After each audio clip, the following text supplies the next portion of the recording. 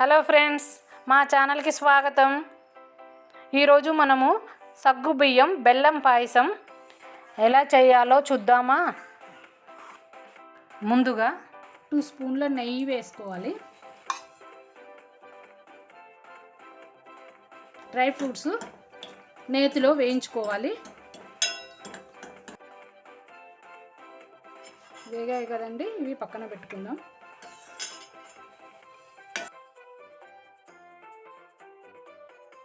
పాలు చిన్న గ్లాసులు అండి, పాలు చిన్న గ్లాసులో తీసుకున్నాను. 2 గ్లాసులు వాటర్ తీసుకున్నాను. ఇవి కొంచెం వేడయ్యేదాకా ఉండాలి. చూడండి, ఇంతకుముందు నానబెట్టుకున్న సగ్గు బియ్యము మనం 5-10 నిమిషాలు నానబెట్టుకుంటే ఇలా లావుగా ఇలా ఉబ్బి ఇలా అవుతున్నాయి. ఇవి ఎక్కువసేపు ఉడకాల్సిన అవసరం లేదు, వేడి తగలగానే చక్కగా ఉడికిపోతాయి. నానబెట్టుకోకుంటే ఎక్కువసేపు ఉడికించాల్సి వస్తుంది, కాబట్టి కొంచెం సేపు నానబెట్టుకుంటే మనకి తొందరగా ఉడుకుతున్నాయి. బెల్లం వేసి చేస్తాం కాబట్టి హెల్దీ ఫుడ్ లాగా కూడా ఇది యూజ్ అవుతుంది. డ్రై ఫ్రూట్స్ వేసుకుందాము. ఇందులోనే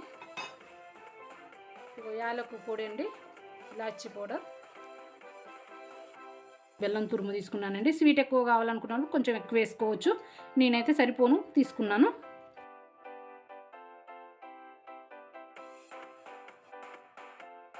చూడండి, వేడికి బెల్లము తొందరగా కరిగిపోతుంది. చూడండి ఎట్లా కలర్ఫుల్గా వస్తుందో.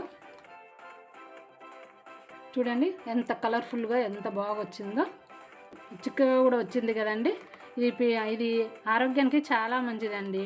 ఎవరికైనా సరే, పిల్లలకు కానీ పెద్దవాళ్ళకి కానీ ఎవరికైనా మంచిదండి. మనము ఏం లేని టైంలో ఉన్నప్పుడు ఇది హెల్తీగా ఈ విధంగా చేసుకుంటే ఆరోగ్యానికి బాగుంటుంది, మంచిగా పిల్లలకి కొత్తదనంగా చేసినట్టు ఉంటుంది.